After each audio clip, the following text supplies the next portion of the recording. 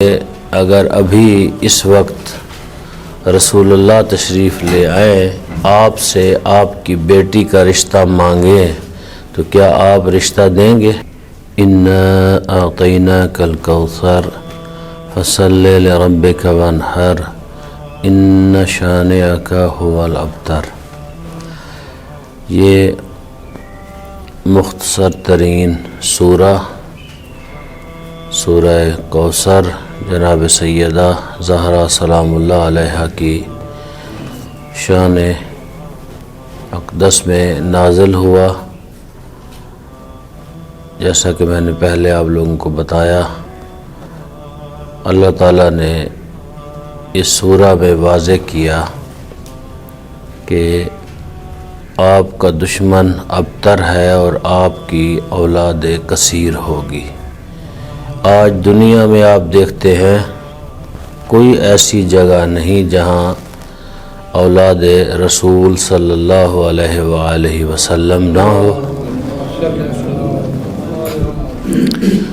اور یہ شرف بھی آپ صلی اللہ علیہ وآلہ وسلم کو جناب سیدہ کے وجود سے ملا، جناب زہرا سلام اللہ علیہ کے، یعنی اولاد زہرا اولاد رسول صلی اللہ علیہ وآلہ وسلم کہی پوری دنیا میں کہی گئی اور جانی گئی۔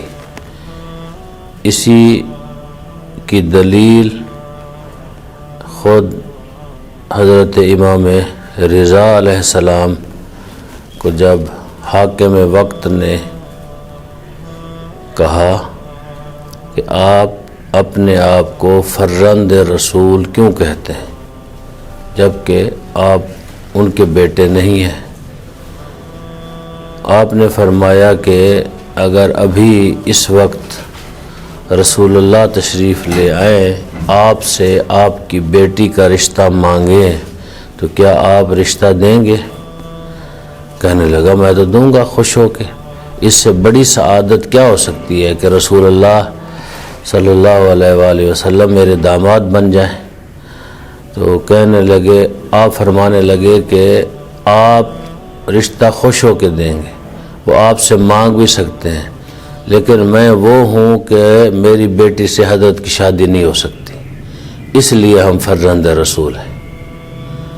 اللہ تعالیٰ نے یہ شرف جناب زہرا سلام اللہ علیہ کو عطا کیا۔ جیسا کہ میں نے آغاز میں 2-3 درس پہلے کہا تھا کہ کچھ لوگ آپ نے جب تک ظاہری طور پہ نبوت کا اعلان نہیں فرمایا تھا تو کچھ لوگ آپ کے ساتھ نماز میں شریک تھے۔ ان لوگوں میں جناب جعفر طیار بھی تھے۔ جناب جعفر طیار بعد میں ملحق ہو گئے آپ صلی اللہ علیہ وآلہ وسلم کے ساتھ، نماز کے اندر